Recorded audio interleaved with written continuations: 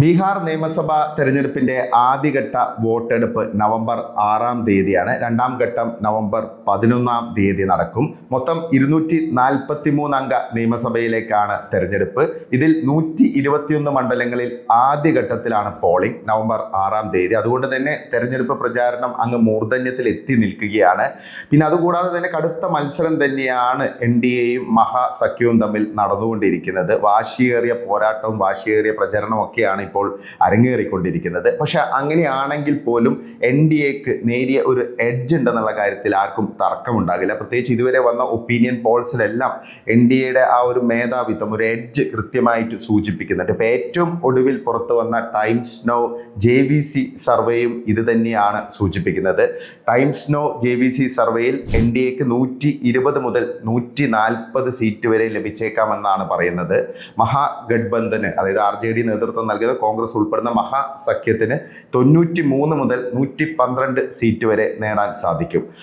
Voting പെർസെൻറ്റേജിലേക്ക് വരികയാണെങ്കിൽ 41 മുതൽ 43% വരെ വോട്ട് NDAക്ക് ലഭിക്കും.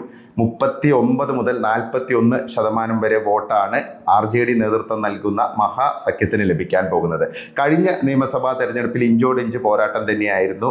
37% വോട്ടാണ് ഇരു പാർട്ടികൾക്കും ലഭിച്ചത്. പക്ഷേ കൂടുതൽ സീറ്റുകൾ നേടി NDA അധികാരത്തിൽ വരികയാണ് ഉണ്ടായത്. അപ്പോൾ ഇത്തവണയും വാശിയേറിയ പോരാട്ടം തന്നെയാണ്. പക്ഷേ ഒരു എഡ്ജ് കൃത്യമായിട്ട് NDAക്ക് ഉണ്ട്. ഒരു 2% എഡ്ജ് NDAക്ക് പ്രെഡിക്റ്റ് ചെയ്യുന്നു എന്നുള്ളതാണ് ടൈംസ് നൗ JVC സർവേ വ്യക്തമാക്കുന്നത്. BJP ആയിരിക്കും NDAയിൽ ഏറ്റവും മികച്ച രീതിയിലുള്ള പ്രകടനം കാഴ്ചവെക്കുക. BJPക്ക് 70 മുതൽ 81 സീറ്റ് വരെ ലഭിച്ചേക്കാം.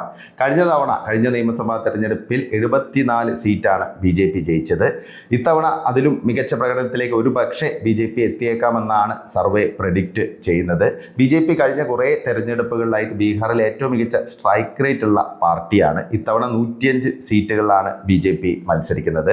പിന്നെ JDUവിലേക്ക് വരികയാണെങ്കിൽ JDU 42 മുതൽ 48 സീറ്റുകളിൽ വരെ വിജയിച്ചേക്കാം. കഴിഞ്ഞ തവണ 43 സീറ്റിലാണ് JDU ജയിച്ചു കയറിയത്. പിന്നെ LJP, രാംവിലാസ് പാസ്വാന്റെ മകനായ ചിരാഗ് പാസ്വാന്റെ LJPക്ക് 5 മുതൽ 7 സീറ്റ് വരെ ലഭിച്ചേക്കാം. പിന്നെ HAM ഉൾപ്പെടെയുള്ള മറ്റു പൊളിറ്റിക്കൽ പാർട്ടികൾക്കായിരിക്കും NDAയിലെ ബാക്കി സീറ്റുകൾ.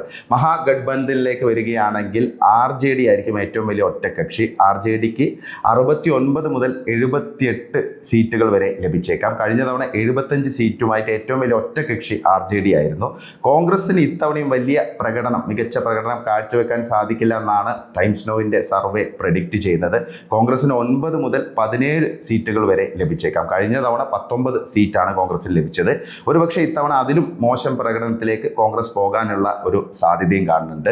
പിന്നെ മറ്റു പാർട്ടികൾ CPIML-ഉം CPM-ഉം CPI ഉൾപ്പെടെയുള്ള പാർട്ടികൾ ബാക്കി സീറ്റുകൾ നേടുമെന്നാണ് പ്രഡിക്ഷൻ.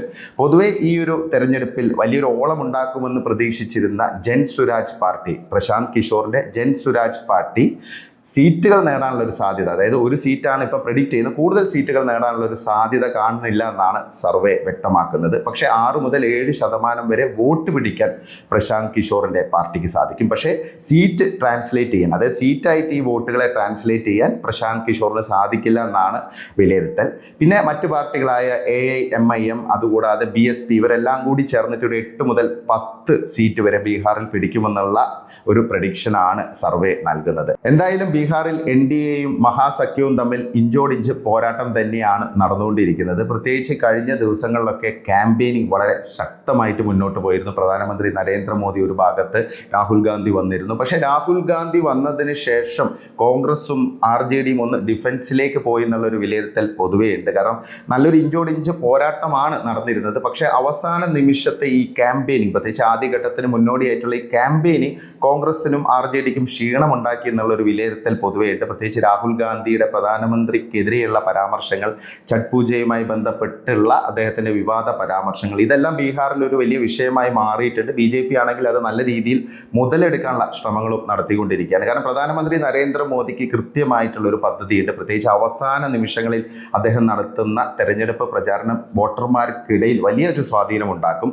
പ്രധാനമന്ത്രി നരേന്ദ്രമോദിക്ക് വ്യക്തമായ സ്വാധീനമുള്ള ഒരു സംസ്ഥാനം കൂടിയാണ് ബീഹാർ. അത് ബീഹാറികൾക്കൊപ്പം നിൽക്കുന്ന രീതിയിലുള്ള അദ്ദേഹത്തിൻ്റെ പല പ്രചരണ ശൈലികളും വോട്ടർമാർക്കിടയിൽ, പ്രത്യേകിച്ച് യുവ വോട്ടർമാർക്കിടയിലൊക്കെ ഒരു അഡ്വാൻറ്റേജ് ഉണ്ടാക്കുമെന്നുള്ളൊരു വിലയിരുത്തലാണുള്ളത്. ബീഹാറിൽ ഇത്തവണ ശരിക്കും വിധി നിർണ്ണയിക്കുക വനിതാ വോട്ടർമാരുടെ ഒരു ഇമ്പാക്റ്റ് ആയിരിക്കും. കാരണം വനിതാ വോട്ടർമാർക്കിടയിൽ NDAക്ക് വ്യക്തമായ സ്വാധീനമുണ്ട്, ഒരു മേൽക്കൈ ഉണ്ടെന്നുള്ള കാര്യത്തിൽ സംശയമില്ല. പല പോൾസ്റ്റേഴ്സും പറയുന്നത് 6% അഡ്വാൻറ്റേജ് എങ്കിലും സപ്പോർട്ട് ബേസിൻ്റെ കാര്യത്തിൽ വനിതകൾക്കിടയിൽ NDA സഖ്യത്തിനാണ്. അതൊരു വലിയ ചേഞ്ച് തന്നെയായിരിക്കും. പ്രത്യേകിച്ച് നിതീഷ് കുമാർ വളരെ പോപ്പുലറാണ് വനിതാ വോട്ടർമാർക്കിടയിൽ. അദ്ദേഹത്തിൻ്റെ ഒരുപാട് ജനക്ഷേമ പദ്ധതികളുടെ ഗുണഭോക്താക്കളാണ് ബീഹാറിലെ വനിതകൾ. ബീഹാറിലെ വനിതകളെ സംബന്ധിച്ച് ഒരുപാട് പദ്ധതികൾ നിതീഷ് കുമാറിൻ്റെ സർക്കാർ കൊണ്ടുവന്നിട്ടുണ്ട്. അപ്പോൾ അത് അവർക്ക് തൊട്ടറിയാൻ സാധിക്കുന്നു എന്നുള്ളത് ഒരു പ്രധാനപ്പെട്ട ഘടകം തന്നെയാണ്. അപ്പോൾ വനിതാ വോട്ടർമാർക്കിടയിലുള്ള ആധിപത്യം NDA സഖ്യത്തിന് ഒരു എഡ്ജ് നൽകുന്നു എന്നുള്ളതാണ് പൊതുവെയുള്ള ഒരു അനാലിസിസ്. പിന്നെ ഇനി ഒരു പ്രധാനപ്പെട്ട കാര്യം BJP സഖ്യത്തെ സംബന്ധിച്ച്, BJP ആണെങ്കിലും JDU ആണെങ്കിലും പരമാവധി വനിതാ വോട്ടർമാരെ പോളിംഗ് ബൂത്തിൽ എത്തിക്കാൻ സാധിക്കുകയാണെങ്കിൽ ഒരുപക്ഷെ ഒരു ലാൻഡ് സ്ലൈഡ് വിക്ടറിയിലേക്കൊക്കെ പോകാനുള്ള ഒരു സാധ്യതയും പ്രെഡിക്റ്റ് ചെയ്യുന്നുണ്ട്. എന്തായാലും നമുക്ക് കാത്തിരുന്ന് കാണാം. ആദ്യഘട്ട വോട്ടെടുപ്പിൻ്റെ പ്രചരണം ഒന്നുകൂടി ചൂട് പിടിക്കുന്നു എന്ന് നമുക്ക് പറയാൻ സാധിക്കും.